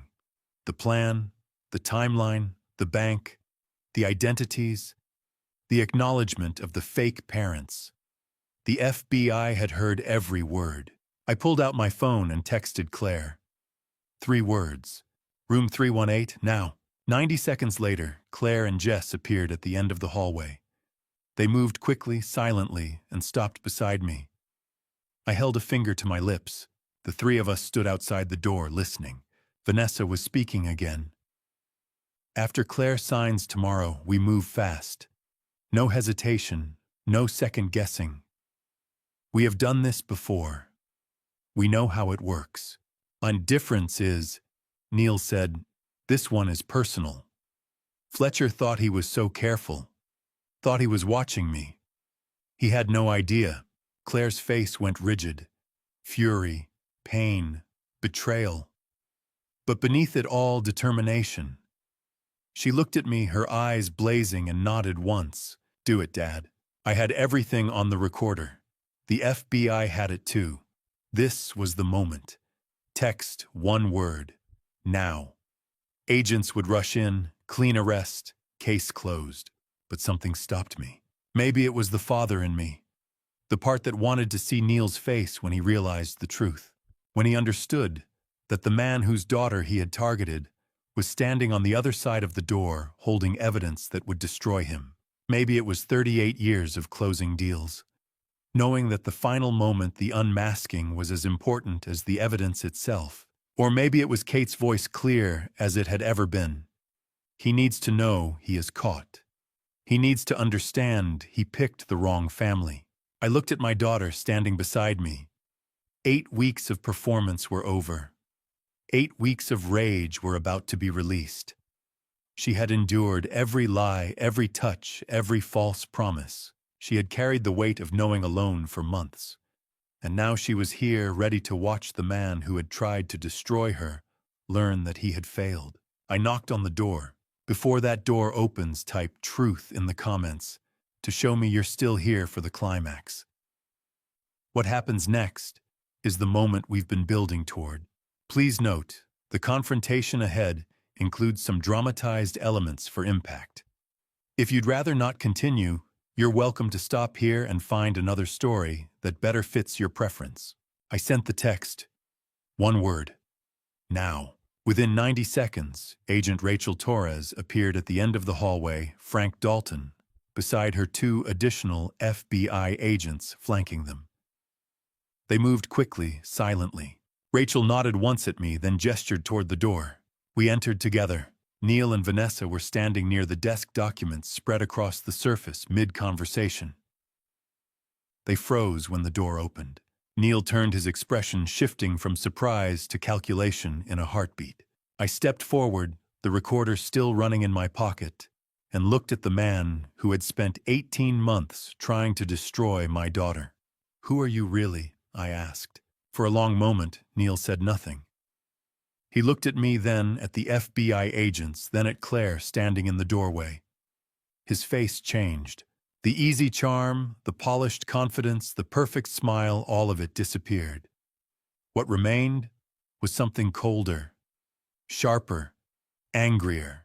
"You want to know who I am," he said quietly. "Fine. My name is Aaron Pritchard. 15 years ago, I was a junior analyst at your firm." The room went silent. I stared at him, searching my memory. Then it came back. A young man, ambitious, impatient, too eager to prove himself. "You fired me," Aaron said, his voice steady. His eyes locked on mine. "You found out I was using stolen client data to try insider trades. You called me into your office, told me I had violated every principle of the profession, and terminated me on the spot. No reference. No second chance. You destroyed my career before it even started." I remembered now. The investigation, the evidence, the decision. I had done what any responsible banker would do. "You broke the law," I said evenly. "You stole confidential information. I did what was necessary." "You ruined my life," Aaron said, his voice rising. "I could not get another job in finance. No firm would touch me. My mother had invested her savings with me. Small accounts, retirement funds. When I lost everything, she lost everything. 6 months later, she took her own life. Medication overdose. She left a note saying she could not live with the shame. I felt the air leave my lungs. His mother. I had never known. I had never followed up on what happened to Aaron Pritchard after the termination. So I changed my name," Aaron continued. "Took my father's surname. Carmichael, Patrick Carmichael. The man who abandoned my mother when I was 8 years old. The man who left us with nothing while he built a fortune with his legitimate family. I became Neil Carmichael, and I spent 15 years planning how to make you feel what I felt. How to take everything from you the way you took everything from me." Vanessa stepped forward, her face hard. "We are half-siblings. Same father, different mothers. Patrick left both of us behind. We found each other through DNA matching 9 years ago. We bonded over being thrown away by people who had everything." Aaron looked at Claire. His expression twisted with something close to satisfaction. "Your father destroyed my family. So I decided to destroy his. I was going to marry you, steal everything he built, and disappear. And he would have spent the rest of his life knowing he could not protect you. Just like I could not protect my mother." Rachel Torres stepped forward, her badge raised. "Aaron Pritchard, also known as Neil Carmichael, also known as Nathan Cross.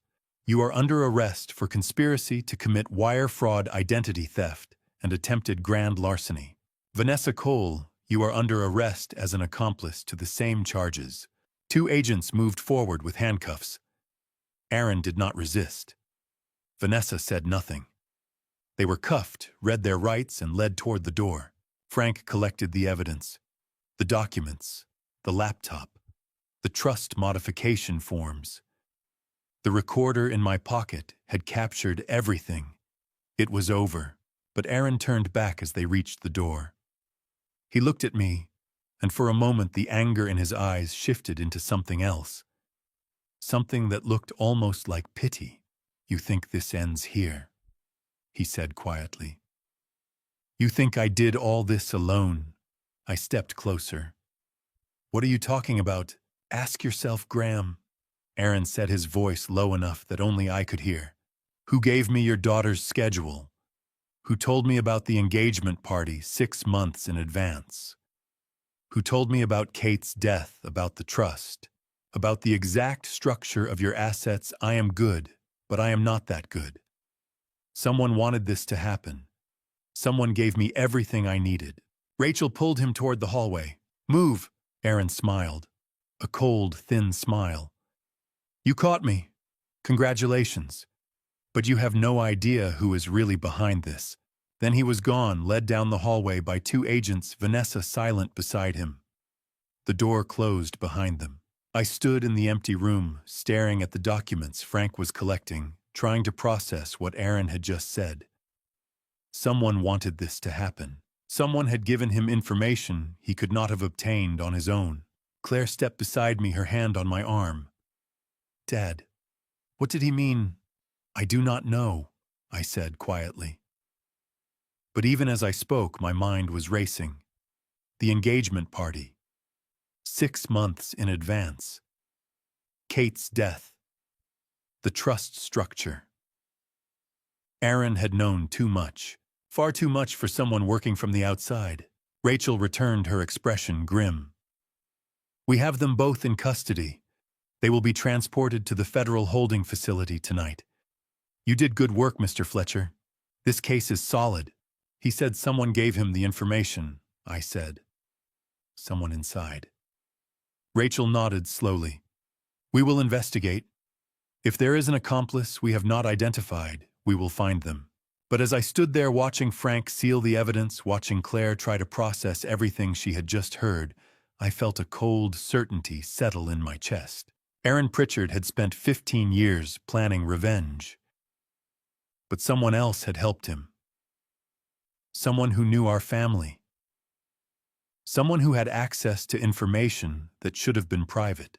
And I had no idea who it was. 9:30 that evening, I was back at the estate with Claire when my phone rang. Agent Torres. Her voice was tight controlled, but I heard the urgency beneath it. "Mr. Fletcher," she said. "Neil Carmichael escaped custody." The floor seemed to drop beneath me. "What?" "During transport to the federal holding facility. He attacked the officer and fled into the woods near Cascade Ridge. We have a regional manhunt underway. FBI, Oregon State Police, local sheriffs. But I need you to secure your property. He knows where you live." I looked at Claire sitting across from me, her face pale, her hands wrapped around a mug of tea. She had been silent since we left the resort, processing everything she had heard, everything Aaron Pritchard had said. Now her eyes widened. "How long ago?" I asked. 20 minutes. We are deploying resources now. I'm assigning 2 officers to your estate. They will be there within 30 minutes. Lock your doors. Do not go outside. If you see him, call me immediately." I ended the call and turned to Claire. "Neil escaped. The FBI is sending officers. We need to lock down the house." Claire stood, her face suddenly hard. "He is coming here." "We do not know that," I said. But even as I spoke, I knew she was right. Aaron Pritchard had spent 15 years planning revenge. He had been caught, humiliated, exposed. If he was coming anywhere, it was here. We locked every door, every window. The officers arrived 20 minutes later, positioned themselves outside, one at the front gate, one near the back terrace. Claire went upstairs to her old room. I told her to lock the door and stay there until I came for her. Then I sat in the library, lights off, staring out at the vineyard, waiting. The hours crawled past. 10 o'clock, 11. The house was silent except for the hum of the heating system and the occasional creak of old wood settling. I watched the shadows beyond the windows, searching for movement, for any sign that Aaron was out there. At 11:45 I heard it. A faint noise. Not outside. Inside. I stood slowly listening. The sound came again. From below. The wine cellar. I moved quietly down the hall, opened the door to the cellar stairs, and descended. The lights were off. I flipped the switch. The cellar stretched out before me, rows of wine racks lining the walls, the old stone floor cold beneath my feet.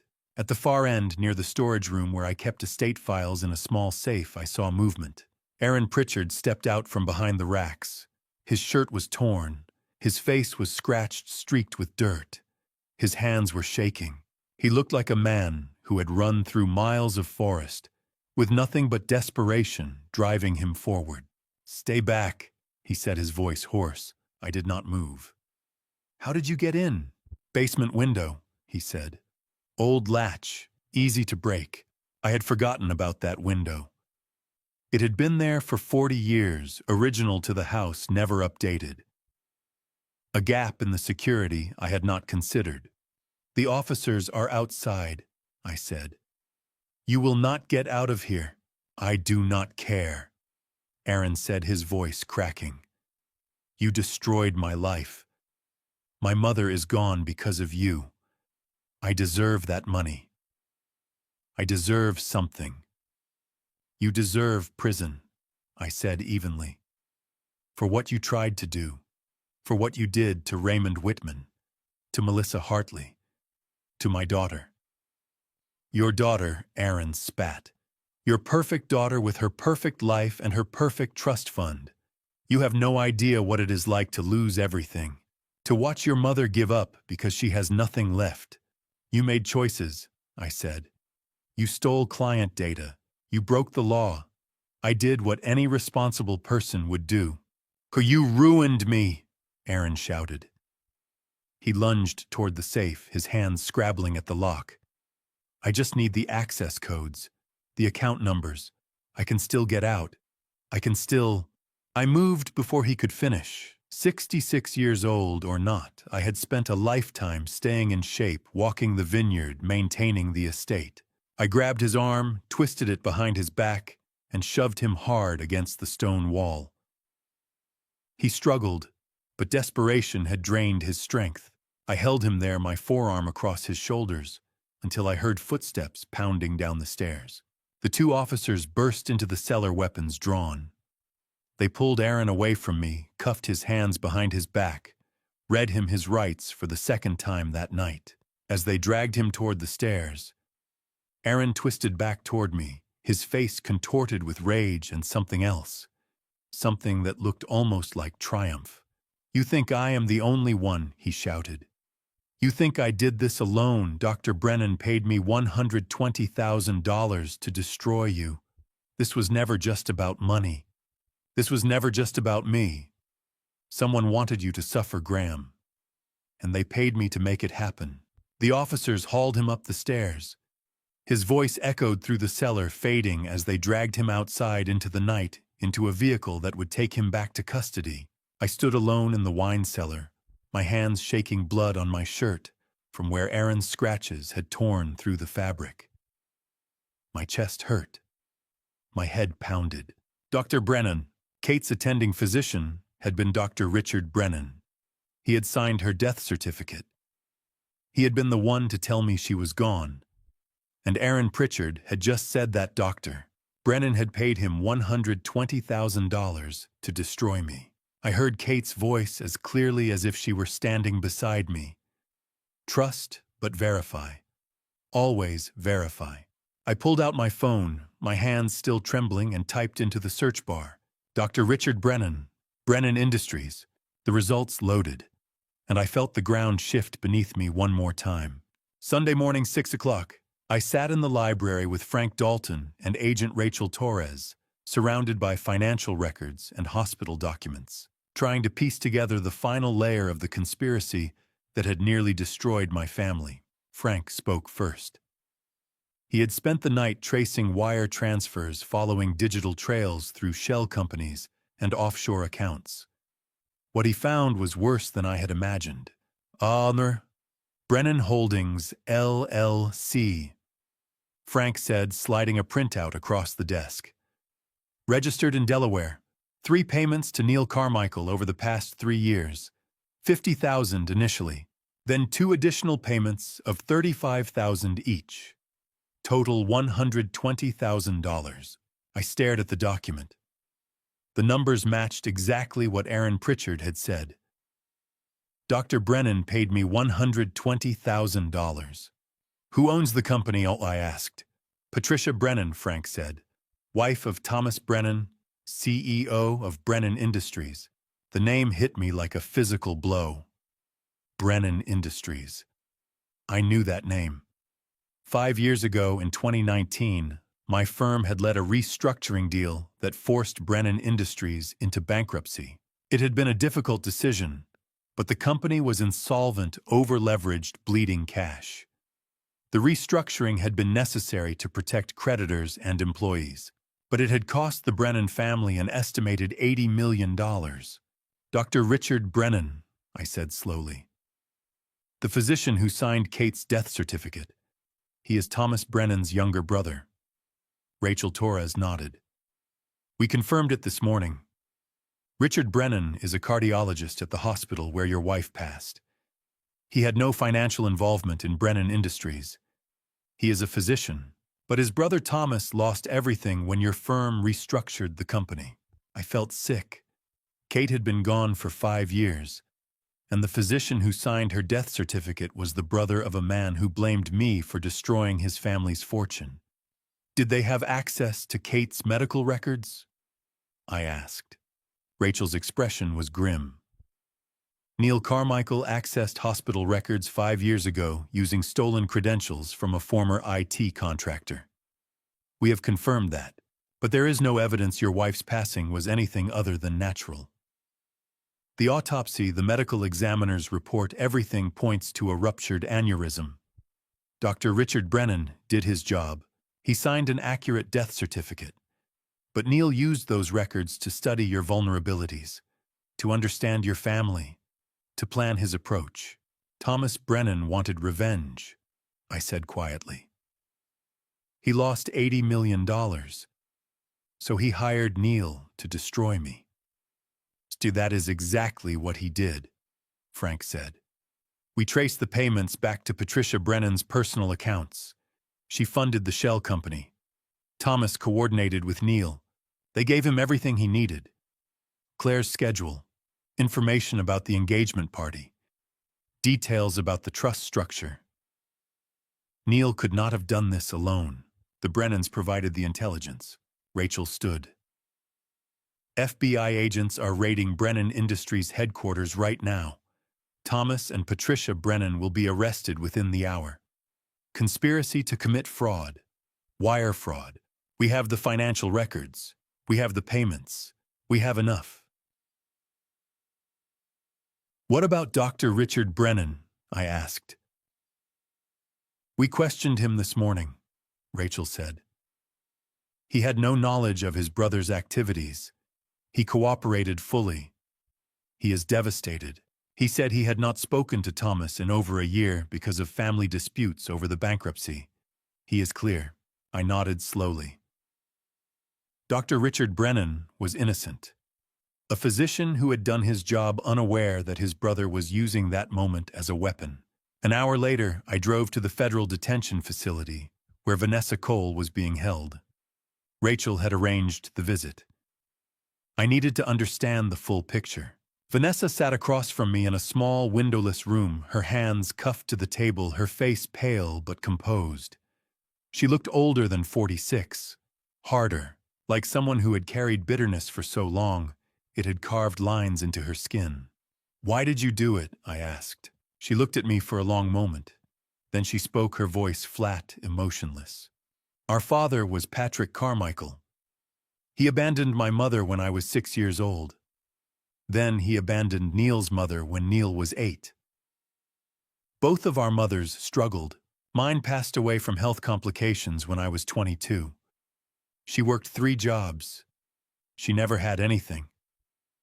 Patrick left us with nothing while he built a fortune with his legitimate family. When he passed in 2013, he left everything to them. Neil and I were not even mentioned in the will. You found each other through DNA testing, I said. 9 years ago, Vanessa said. 2015.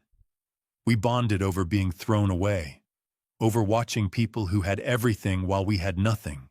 So we decided to take it, from families like the one that abandoned us. Families with money, with legacy, with perfect lives.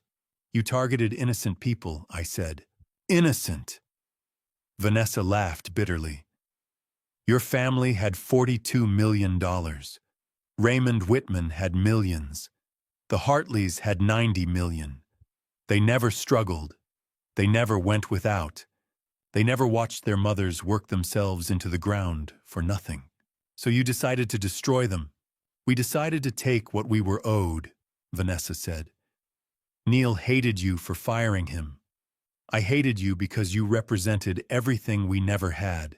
Security, love, legacy. You had it all. And we had nothing. I stood. There was nothing more to say. Vanessa Cole and Aaron Pritchard had spent years building a life around resentment and revenge. They had turned their pain into a weapon and aimed it at anyone who reminded them of what they had lost. As I left the detention center, Agent Torres met me outside. She handed me a single piece of paper, a handwritten note. Thomas Brennan's confession, she said. He wrote it this morning after we arrested him. I unfolded the paper and read. I hired Neil Carmichael to make Graham Fletcher feel the pain of losing everything the way we lost everything. He destroyed my family. I wanted him to know what that felt like. I stood in the parking lot holding the note, staring at Thomas Brennan's handwriting. A man I had never met. A man whose company I had restructured because it was insolvent. A man who had turned that business decision into a personal vendetta and paid someone $120,000 to destroy my daughter's life.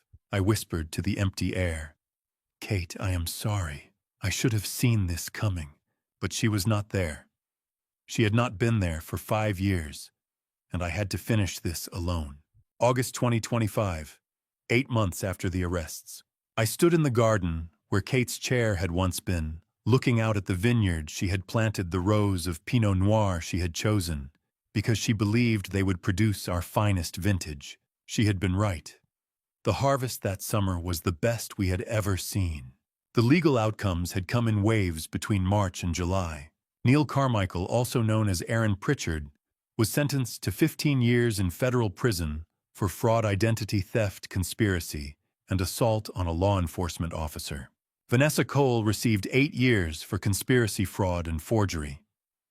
Thomas and Patricia Brennan each received 5 years for conspiracy to commit fraud and wire fraud. Dr. Richard Brennan was fully exonerated. He had no knowledge of his brother's schemes and had cooperated completely with investigators.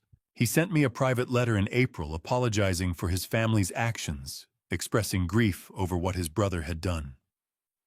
I wrote back.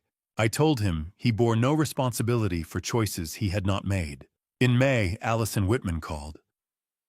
She had traveled from Boston to attend Neil's sentencing.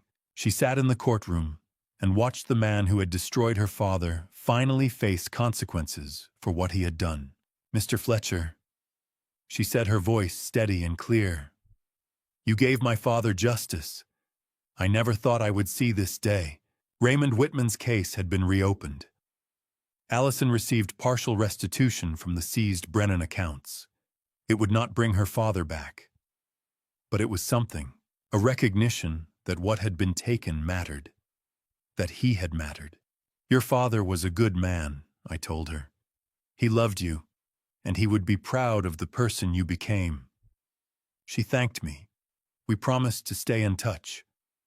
And I knew that somewhere in some way Raymond Whitman's memory had been honored. Claire's healing had taken 8 months. I watched her move through it in stages, each one harder than the last, each one necessary. The first month she took medical leave from work and stayed at the estate. She attended therapy twice a week. She did not talk much. She walked the vineyard in the mornings, sat in the library in the afternoons, and tried to piece together how she had been so completely deceived. By the second and third months, she was running again.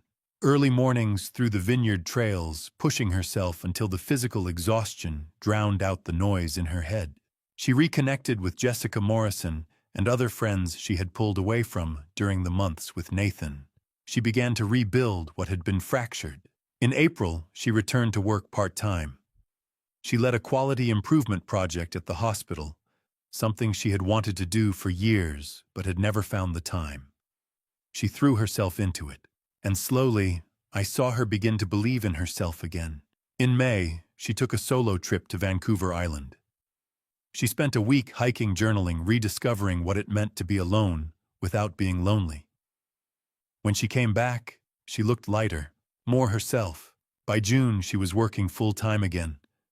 And by summer, she had begun dating, carefully, cautiously, but with a quiet confidence I had not seen in a long time. Last week, she brought someone to the estate.